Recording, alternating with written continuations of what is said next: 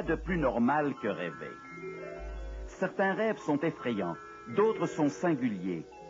Certains sont tristes, d'autres agréables. Certains rêves paraissent très réels, tandis que d'autres n'ont aucun sens. Nous nous souvenons avec précision de certains songes, d'autres semblent oubliés à jamais. On a constaté que certains rêves se transforment parfois en réalité. Oui, cela arrive. Le songe le plus impressionnant jamais relaté dans l'histoire de l'humanité fut donné à un homme du royaume de Babylone en une nuit de l'année 553 avant Jésus-Christ. La Bible raconte: la première année de Belshazzar, roi de Babylone, Daniel eut un songe et les visions de son esprit pendant qu'il était sur sa couche. Ensuite, il écrivit le songe et raconta les principales choses. Daniel était conseiller à la cour de Babylone. Il affirme que dans son rêve, il vit les 4 vents du ciel entourer la grande mer. Il demeura fasciné par le mouvement des vagues et fut surpris de voir des animaux sortir de l'eau. Le premier était semblable à un lion et avait des ailes d'aigle. Je regardais jusqu'au moment où ses ailes furent arrachées. Il fut enlevé de terre et mis debout sur ses pieds comme un homme, et un cœur d'homme lui fut donné. Daniel eut à peine le temps de noter la scène qui se déroulait devant ses yeux, qu'une autre bête sortit de l'eau. Et voici un second animal, était semblable à un ours, et se tenait sur un côté. Il avait 3 côtes dans la gueule entre les dents, et on lui disait « Lève-toi, mange beaucoup de chair ». L'ours qui se tenait sur le côté fut bientôt suivi par un autre animal étrange. Et voici, un autre était semblable à un léopard, qui avait sur le dos 4 ailes, comme un oiseau. Cet animal avait 4 têtes, et la domination lui fut donnée. Daniel demeura perplexe devant l'apparence des 3 premiers animaux, mais ensuite, un monstre redoutable sortit de l'eau. Après cela, je regardais pendant mes visions nocturnes, et voici, il y avait un 4e animal, terrible, épouvantable et extraordinairement fort. Il avait de grandes dents de fer. Il mangeait, brisait, et il foulait aux pieds ce qui restait. Il était différent de tous les animaux précédents, et il avait 10 cornes. Cet animal était d'une apparence si terrifiante que Daniel ne put le comparer à aucun autre animal. L'attention de Daniel fut retenue par les 10 cornes. En les observant, il vit qu'une 11e corne s'élevait parmi les 10 premières. Je considérai les cornes, et voici, une autre petite corne sortit du milieu d'elle, et 3 des premières cornes furent arrachées devant cette corne. Et voici, elle avait des yeux comme des yeux d'homme, et une bouche qui parlait avec arrogance. Daniel fut intrigué. Il se rendait compte que son rêve n'était pas ordinaire, mais quelle pouvait en être la signification? Il écrit « Les visions de ma tête m'effrayèrent ». Daniel désirait connaître la signification de son rêve. Il demanda à un ange de l'éclairer. Il me le dit et m'en donna l'explication. Ces 4 grands animaux, ce sont 4 rois qui s'élèveront de la terre. Ce verset donne une première précieuse indication. Ces bêtes représentaient 4 royaumes qui se succéderaient sur la terre. Aujourd'hui encore, nous nous servons d'un même genre de symbolisme. Quand nous voyons un aigle et un ours, nous pensons immédiatement aux États-Unis et à l'Union soviétique. Le lion évoque l'Angleterre, le coq la France. Dieu fit de même pour représenter certaines nations. Que représente cette grande mer et les 4 vents? La plupart des symboles utilisés dans les prophéties bibliques s'y retrouvent plusieurs fois. Nous lisons dans l'Apocalypse, « Les eaux que tu as vues, ce sont des peuples, des foules, des nations et des langues. » En d'autres termes, ces 4 animaux représentent des nations. Les vents qui soufflaient évoquent les conflits et les guerres qui ont marqué le début et la chute de ces empires. Ce que Daniel avait vu en rêve illustrait la succession d'événements internationaux à venir. Dieu avait permis à Daniel d'écarter le rideau du temps. Il est intéressant de noter que ce n'était pas la première fois que Dieu accordait à Daniel un tel privilège. Bien que 50 ans se soient écoulés depuis la révélation de la grande statue du songe de Nebuchadnezzar, Daniel fut sans aucun doute frappé par la similitude des deux rêves. La statue vue par Nebuchadnezzar était composée de 4 parties: la tête d'or, la poitrine et les bras d'argent, le ventre et les cuisses d'airain, les jambes de fer et les pieds de fer et d'argile. Nebuchadnezzar avait vu une pierre se détacher sans aucune intervention humaine, frapper les pieds de la statue, qui fut réduite en poussière. La pierre, elle, grandit encore jusqu'à couvrir toute la terre. Tout comme Daniel, le roi Nebuchadnezzar voulut connaître la signification de son rêve. Daniel, à cette époque, était un très jeune homme. Dieu lui révéla la signification du songe. Regardant le roi dans les yeux, Daniel lui dit: « C'est toi qui es la tête d'or. » Il précisa que la tête d'or représentait Babylone, le royaume de Nebuchadnezzar. Puis il poursuivit: « Après toi, il s'élèvera un autre royaume, moindre que le tien. » Le second royaume, celui des Mèdes et des Perses, fit la conquête de Babylone en 539 avant Jésus-Christ. Sa puissance, représentée par la poitrine et les bras d'argent, était inférieure à celle de Babylone, tout comme l'argent a moins de valeur que l'or. Mais ce royaume ne devait pas durer, car la Bible dit: « Puis un troisième royaume qui sera d'airain et qui dominera sur toute la terre. » 200 ans plus tard, Alexandre le Grand et ses soldats s'emparèrent de l'empire médo-perse en 331 avant Jésus-Christ. L'empire grec, symbolisé par le ventre et les cuisses d'airain, devait aussi disparaître de la scène de l'histoire. Selon la prédiction divine, il y aura un 4e royaume, fort comme du fer, il brisera et rompra tout. L'empire romain succéda à l'empire grec en 168 avant Jésus-Christ. Cet empire de fer se maintint pendant 600 ans. Au IVe siècle après Jésus-Christ, des barbares venus du nord et de l'est s'emparèrent de l'empire romain et le morcelèrent en 10 royaumes, selon la prédiction de la Bible. Et comme tu as vu les pieds et les orteils en partie d'argile de potier et en partie de fer, ce royaume sera divisé. Comme nous le verrons un peu plus loin, les royaumes qui succédèrent à l'Empire romain sont devenus les nations européennes d'aujourd'hui. Daniel expliqua ensuite l'événement le plus important du rêve de Nebuchadnezzar. Dans le temps de ces rois, le Dieu des cieux suscitera un royaume qui ne sera jamais détruit et qui ne passera pas sous la domination d'un autre peuple. Il brisera et anéantira tous ces royaumes-là, et lui-même subsistera éternellement. Selon la Bible, il n'y aura plus d'autre empire universel. Dieu dit qu'au temps des royaumes représentés par les 10 orteils, c'est-à-dire dans le temps des nations européennes actuelles, il instituera lui-même un royaume qui mettra fin au royaume terrestre. Ce royaume durera éternellement. Lorsqu'il eut sa vision des 4 animaux, Daniel fit certainement la relation avec la prophétie de la grande statue. Le lion, le roi des animaux, symbolisait bien Babylone, la tête d'or de la statue. De plus, le lion aux ailes d'aigle était l'un des emblèmes de l'ancien empire babylonien. On voit encore dans les ruines de Babylone des bas-reliefs où les lions sont souvent représentés avec des ailes d'aigle. Tout comme le lion est connu pour sa force et sa voracité, les conquêtes militaires du roi Nebuchadnezzar furent sans égal.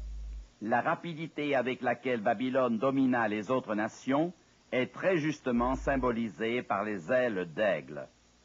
Dans le livre de Jérémie, Dieu prédit que les armées babyloniennes envahiraient le pays d'Israël et détruirait ses villes. Là, Dieu utilise ce même symbole du lion pour représenter Babylone. Le lion s'élance de son taillis. Le destructeur des nations est en marche. Il a quitté son lieu pour ravager ton pays. L'orgueilleux et puissant roi de Babylone croyait que son royaume durerait à toujours. Il ne pouvait imaginer qu'une autre nation pourrait un jour succéder à son empire. Mais Dieu dit que les ailes du lion lui seraient arrachées et qu'un cœur d'homme lui serait donné. Dieu prédisait ainsi que Babylone s'affaiblirait. Il en fut ainsi. Après la mort de Nebuchadnezzar, Babylone déclina lentement, aussi bien dans le domaine moral que politique. Ce fut pendant le règne de Belshazzar, l'arrogant petit-fils de Nebuchadnezzar, que Cyrus le Mède assiégea la ville de Babylone, tandis qu'un banquet fastueux se déroulait à la cour. La peur saisit tous les cœurs lorsqu'une main parut et inscrivit sur la paroi des paroles prophétiques. L'Écriture rapporte: le roi vit cette extrémité de main qui écrivait. Alors le roi changea de couleur et ses pensées le troublèrent. Les jointures de ses reins se relâchèrent et ses genoux se heurtèrent l'un contre l'autre. Le cœur de lion avait été remplacé par un cœur d'homme. Le prophète Jérémie décrit ainsi les soldats du pays. Les guerriers de Babylone cessent de combattre.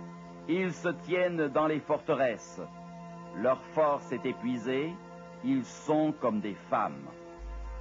Les cris de triomphe de l'armée de Cyrus dominaient les lamentations des invités de Belshazzar en cette nuit du 13 octobre 539 avant Jésus-Christ. Le royaume babylonien, représenté dans les deux visions par la tête d'or et par le lion aux ailes d'aigle, disparut sans gloire.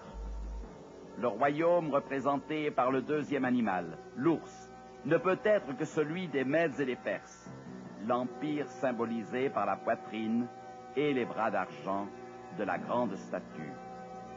En observant l'ours vu en rêve, Daniel remarqua qu'il se tenait sur un côté. Il avait 3 côtes dans la gueule entre les dents. En considérant l'histoire, nous apprenons que ce second empire était composé d'une double dynastie, les Mèdes d'une part et les Perses de l'autre. Il s'agissait d'un gouvernement de coalition. Très vite, les Perses devinrent les plus forts. Dieu connaissait cette différence de puissance et l'avait prédite des années à l'avance. Daniel dit que l'ours avait 3 côtes dans sa gueule. La plupart des commentateurs pensent que ces 3 côtes représentent la Lydie, la Babylonie et l'Égypte. 3 provinces sur lesquelles pesa une domination particulièrement lourde. L'Empire perse domina pendant 2 siècles, mais aussi féroce et fort qu'il ait été, il ne dura pas. Dieu révéla à Daniel qu'un autre royaume le remplacerait. Parlant d'un 4e animal, Daniel dit: un autre était semblable à un léopard et avait sur le dos 4 ailes comme un oiseau. Cet animal avait 4 têtes et la domination lui fut donnée. De même que l'ours pesant offre peu de résistance à l'agile léopard, les armées perses furent incapables de se défendre contre les attaques rapides d'Alexandre le Grand. Dans le songe prophétique de Nebuchadnezzar, le ventre et les cuisses des reins représentaient la Grèce, 3e empire universel. Le léopard représente cette même puissance. Les 4 ailes évoquent les rapides conquêtes d'Alexandre. Il vainquit Darius II le Perse à la bataille d'Arbel en 331 avant Jésus-Christ. En moins de 10 ans, Alexandre fut à la tête du plus grand empire que le monde ait jamais connu. Que représentent les 4 têtes du léopard? Il s'agit de 4 parties du territoire de cet empire. 4 royaumes s'élèveront de cette nation, mais qui n'auront pas autant de force. L'histoire rapporte que l'Empire grec fut divisé en 4 régions. 7 ans après la grande victoire d'Alexandre à Arbel, il mourut âgé de 32 ans. Avant même son enterrement, une course sanglante au pouvoir se déclencha, d'abord parmi les membres de sa famille, puis parmi ses chefs militaires. La lutte dura 22 ans. Finalement, 4 généraux d'Alexandre prirent le pouvoir. L'Empire grec avait maintenant 4 têtes: Cassandre, Lysimaque, Ptolémée et Séleucus. Il est en général difficile de maintenir une seule tête dans la bonne direction. Que vous arriverait-il si vous en aviez 4? Chaque tête s'efforçant de dominer les autres, ce serait le chaos. Ce fut le sort de l'Empire grec. Les 4 généraux d'Alexandre étaient des ambitieux. Chacun voulait être le seul souverain. L'histoire nous apprend qu'ils tournèrent leurs épées les uns contre les autres, et l'Empire s'écroula dans une multitude de conflits.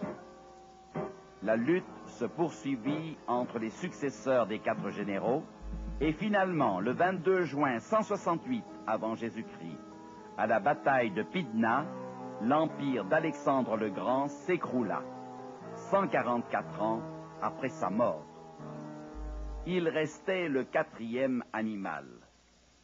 L'ange indiqua à Daniel que ce 4e royaume serait différent des autres. Extrêmement puissant, il détruirait ses victimes de ses énormes dents de fer. Il est dépeint comme une puissance cruelle et corrompue. On ne pourrait trouver plus juste description de l'Empire romain. Il fut plus brutal et impitoyable que les précédents, exterminant parfois des populations entières. Quand les Romains ne détruisaient pas et n'emprisonnaient pas les vaincus, ils les vendaient comme esclaves.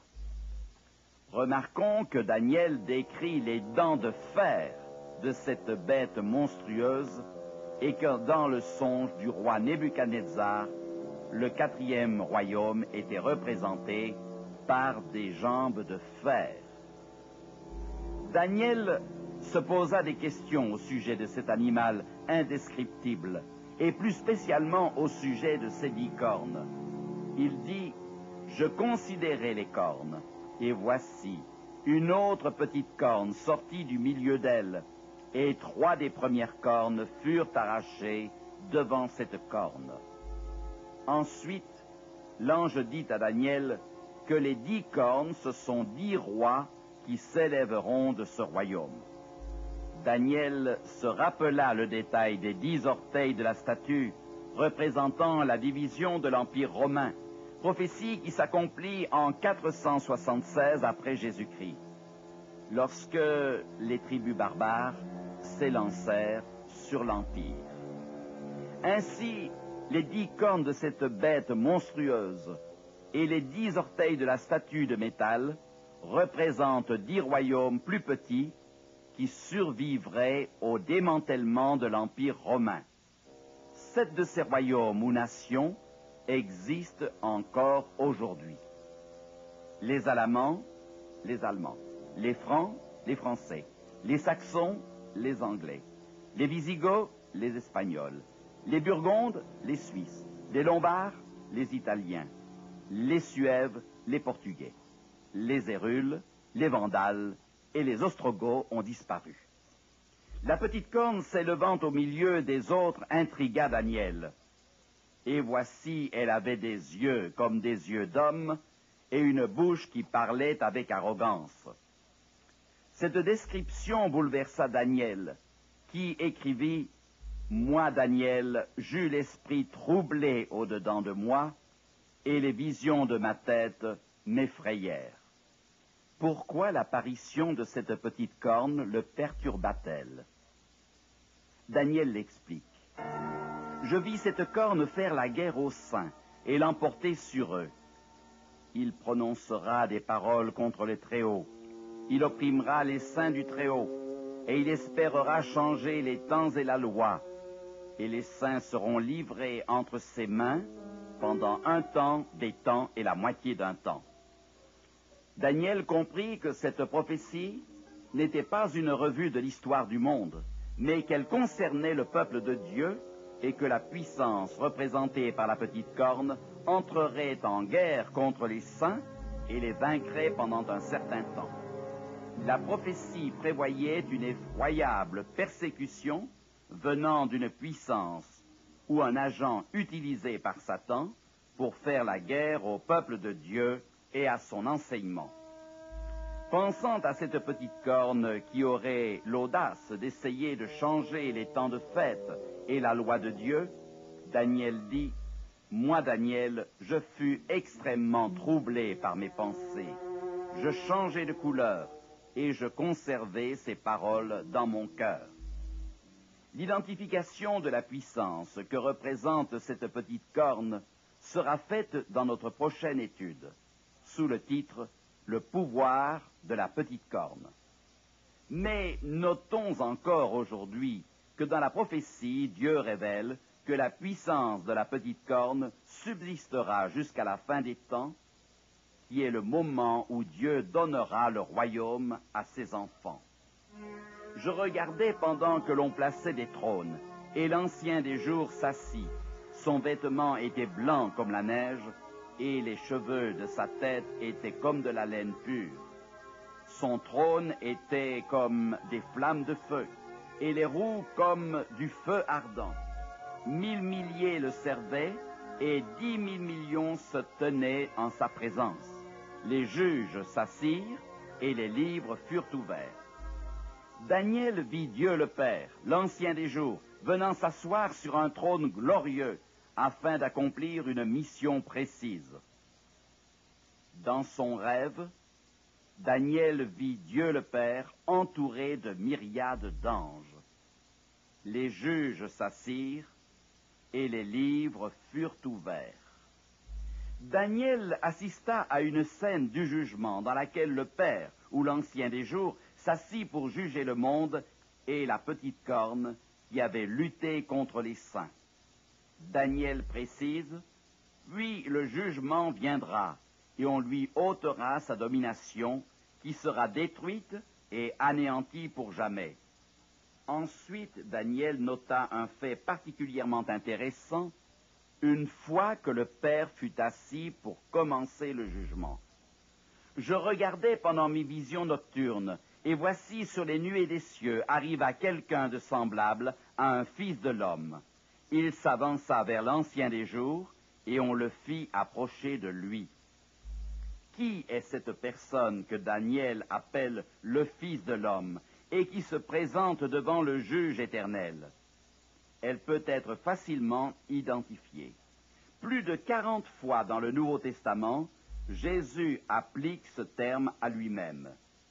Il dit à ses disciples étonnés, « Le Fils de l'homme doit être livré entre les mains des hommes, ils le feront mourir, et le troisième jour, il ressuscitera. » À Judas, le disciple qui le trahit, Jésus dit, « Judas, c'est par un baiser que tu livres le Fils de l'homme ?»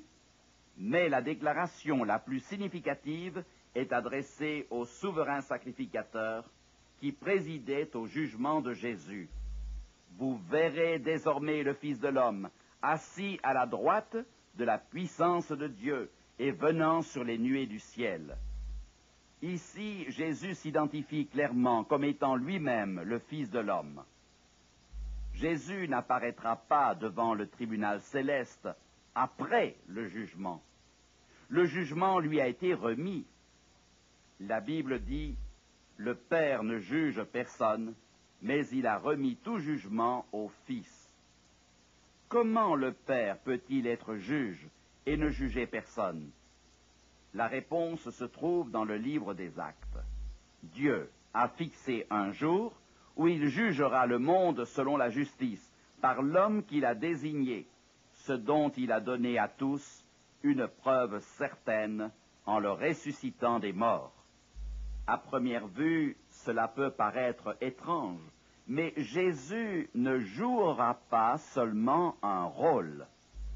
Un président des États-Unis fut appelé à décider de la sentence à appliquer envers une personne condamnable. Il annonça publiquement qu'il suivrait les recommandations qui lui seraient données par les juges du département de la justice.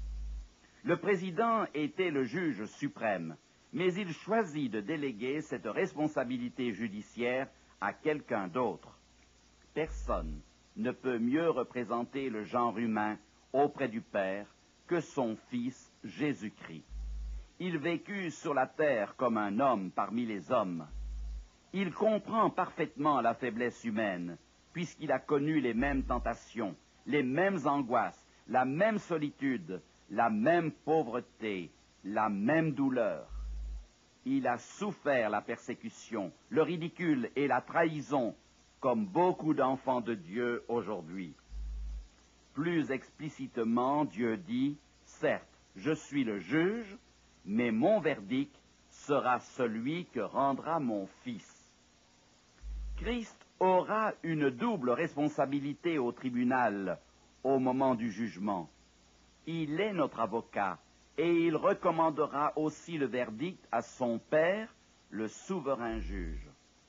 Il semble que Daniel concentra à un tel point son attention sur la petite corne qu'il anticipa les événements et précisa à son sujet de nombreux faits qui devaient survenir dans une période de temps au cours de laquelle les actions de chacun seraient considérées. Cette période est le temps de l'enquête, du jugement, au cours de laquelle une décision doit être prise pour déterminer ceux qui feront partie du royaume éternel de Dieu, dont Christ a acquis la domination. On lui donna la domination, la gloire et le règne. Et tous les peuples, les nations et les hommes de toute langue le servirent.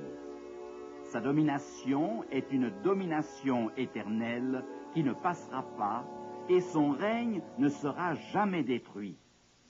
Daniel donne d'autres détails au sujet de ce royaume. Le règne, la domination seront donnés au peuple des saints du Très-Haut, le peuple de Dieu.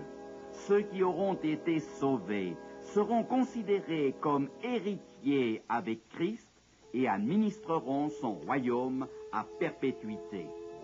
Les saints du Très-Haut recevront le royaume et ils posséderont le royaume éternellement, d'éternité en éternité. Cette prophétie confirme celle du second chapitre de Daniel. C'est une confirmation de l'établissement du royaume de Dieu, représenté par la pierre, qui se détache sans aide humaine et heurte les pieds de la statue pour devenir une grande montagne et remplir toute la terre.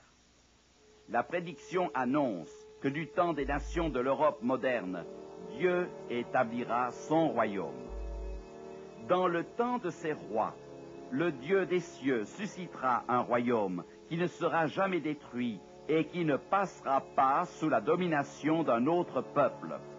Il brisera et anéantira tous ces royaumes-là, et lui-même subsistera éternellement. Dans ces deux prophéties, Daniel 2 et Daniel 7, Dieu trace l'histoire de notre planète depuis Babylone jusqu'au jour de la venue en gloire de Jésus-Christ. Ce sera le moment où sera établi le royaume éternel d'amour et de justice. Voici donc un tableau complet de ces deux prophéties concernant les empires universels. Babylone, Médo-Perse, Grèce, Rome, les 10 royaumes. À quelle époque de cette prophétie vivons-nous? Celle des orteils de fer et d'argile. L'histoire de notre terre touche à sa fin. C'est le message que Dieu désire nous transmettre. 2 chapitres de la Bible sont suffisants pour faire le point. Ces révélations données à Daniel sont une preuve d'amour et d'intérêt de la part de Dieu pour son peuple. Au temps du prophète Daniel, Jérusalem était en ruine. Le peuple d'Israël était en captivité à Babylone. L'avenir paraissait sombre, mais Dieu, par le moyen de la prophétie, voulut faire comprendre ce qui suit. Tu vois, Daniel, c'est toujours moi qui dirige les affaires du monde. Des rois s'élèveront et disparaîtront, des empires s'élèveront et seront remplacés, mais jamais je n'oublierai mes enfants sur la terre, ni les plans que j'ai conçus pour eux. Ils se réaliseront. Rois et royaumes se sont succédés. Les prophéties de la statue et des animaux se sont presque complètement réalisées. Jésus reviendra bientôt pour restaurer le royaume de justice et de paix. Dieu désire que tous ses enfants sur la terre fassent partie de ce royaume glorieux. Déciderez-vous maintenant d'être prêts pour le moment glorieux du retour de notre Seigneur? Car Jésus, notre Rédempteur, est à la porte.